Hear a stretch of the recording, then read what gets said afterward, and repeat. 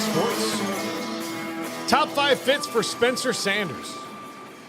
Of all the people that have gone into the portal, this is the one that really surprised me the most. But I think Oklahoma State's at 11 or 12 guys in the portal. Remember now. when it was on our board, the premium section, and I remember Robert Allen actually reached out to me and said, "Man, this is not happening." And then, like less than a week later, and he's as tied into that program as anybody. Here we are. Yeah, I don't know what's going on at Oklahoma State this year, but I mean, there's always, and it's not just, I mean, everybody loses guys. You know, if you're in your second recruiting, 2 years after you've been recruited, you haven't really played that much. You're going to jump in the portal. That kind of happens, but not your 4-year starting quarterback. I mean, that just to me is kind of amazing, especially considering that he's had success there. But here for Spencer Sanders, number 5, Miami.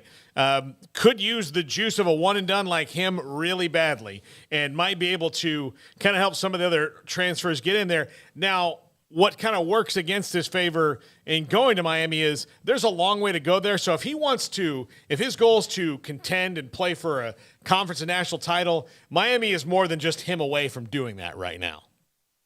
Yeah, they are, and I mean, he would be a good stopgap for them. I mean, what's Tyler Van Dyke's status? Yeah, see, I don't know, and I at this point, if I'm Miami, I don't really care. No, I mean, I don't care either. I mean, that's not preventing Yeah. me from going and getting Spencer Sanders or from playing a young guy or whatever. But I was just curious, as I hadn't seen really much of an update. We're seeing all these portal guys going in, and I hadn't, seen his name mentioned very often. So just curious on sort of where that was. But yeah, I mean, Miami's shown that they can play the NIL game, if that's something that tips the scales in their favor. Fun location. We saw De'Aaron King go down there and, play for a couple years. Obviously got hurt and didn't work out ultimately the way he wanted it to. But Texas guys are no, stranger to heading down there here recently. And, yeah, he plays at Oklahoma State, but he's from Denton, up in the DFW area. So, yeah, I could see that. I do have a wild card in here I'll mention at the end that I didn't list just because of a couple reasons, but we'll kick it around on that. Number 4, Kentucky.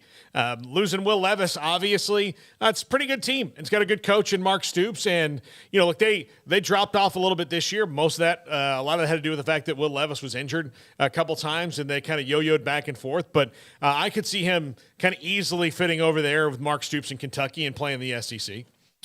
Yeah, I wouldn't have considered them. Just simply they wouldn't have come to mind, really. But yeah, with the QB news, I mean, obviously they're in the market. I don't know what their depth chart really looks like, but I mean, I don't think it probably stacks up to Spencer Sanders. As I had somebody like, it was random talking about Sanders. Somebody's like, yeah, well, they got this recruit.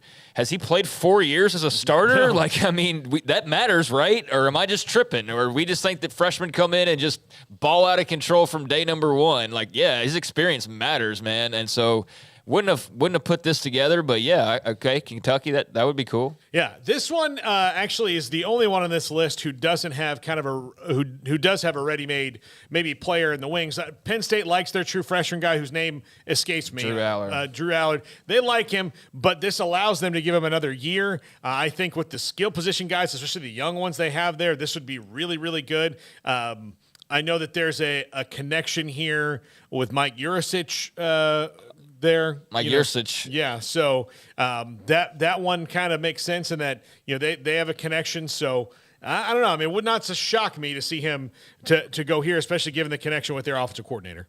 Yeah, I mean, he worked with them at Oklahoma State, obviously. So, yeah, that would make sense if they were to join up. Absolutely, yeah.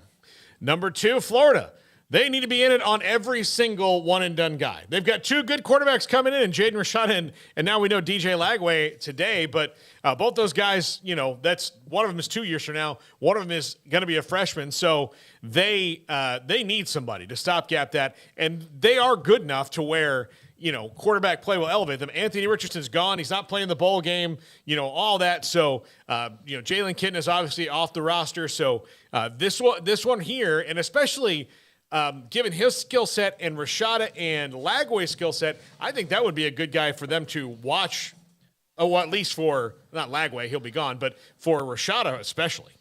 Yeah, I'm sorry. Was Penn State your number 3? Yeah, I thought I wasn't glancing at the screen. I thought we were still talking about Kentucky. No. So I want to make sure that when we're talking about yours, that was about Penn State. I didn't know if you had that up there. Sorry. But yeah, I think Penn State actually is like my strongest lean for him because of that very reason. Yeah. I wanted to mention that. But yeah, sorry. I thought we the graphic was different. My bad. Yeah, but the Gators just need somebody. They need Yeah.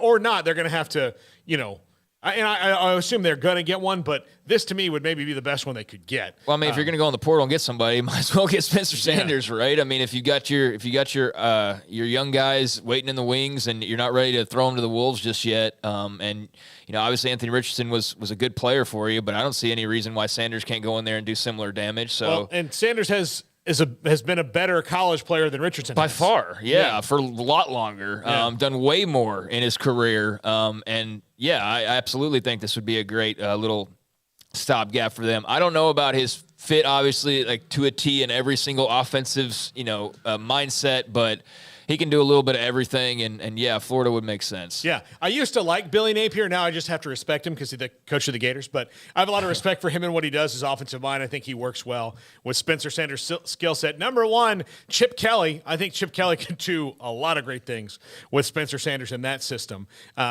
Probably not quite as fast as DTR, but still a running quarterback, big arm, all that. I wouldn't see them taking too much of a drop-off with Spencer Sanders from DTR this year. Yeah, I see some things, and he was dinged up this year. Obviously, that didn't help matters. And he can throw the occasional bad pick, and especially Baylor fans have seen him do that more often than not. But like those moments aren't all the time. And like, show me a quarterback who's perfect. I don't know. I feel like there's kind of some downplaying of Spencer Sanders just in certain comments, but there's also plenty of people who do think like, he's definitely one of the better in the portal. So it's not totally crazy, but I don't know. I just don't feel like he's as respected, maybe because I've just seen him so much versus some of the other guys who are far, far less proven than he is. He's just a one-year guy. Like, if you just need a year guy, like, here's Spencer freaking Sanders. But, UCLA would be a great spot for him. I saw, there was I guess especially with Wisconsin making all these changes about, like, what if him go to Jonah Phil Longo now that he's heading there? But I think UCLA would be great. Chip Kelly could definitely bring out the best in him. And DTR had a fantastic year for the Bruins. They seem to have something kind of cooking there. So, I'd love to see him out in L.A. My wild card for this, and the reason I didn't put him on there, but I did want to discuss it, would be A&M.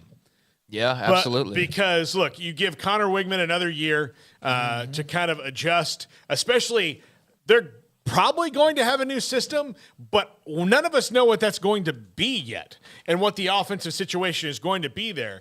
Spencer Sanders, like you said, is from Denton. He's a Texas guy, so it wouldn't be outside the realm of possibility to me to see him go to A&M. I just couldn't put him on the list because what their offense is going to be to this point, we don't know. We have no idea.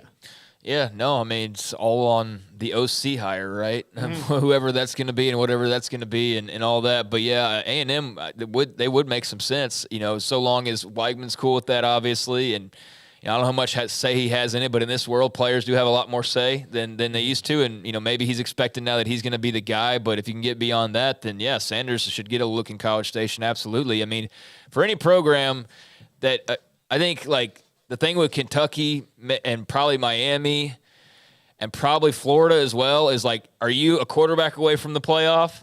I think UCLA obviously had a very good quarterback and didn't quite get to the playoff, obviously. Too many blemishes, but we're kind of, had opportunities to knock on the door. Penn State, I think, an expanded playoff, they're in, and they're maybe one of the better teams in the country that's not getting talked about enough. But the Aller thing there's a lot of hype around him. So, I think UCLA would probably, of these teams, give him the best shot at the playoff just because of Aller in Happy Valley. But he's a guy that could definitely be that missing piece for a CFP contender who otherwise doesn't have that capability because of their quarterback position. All right, great stuff, Paul. As always, I mean, he is –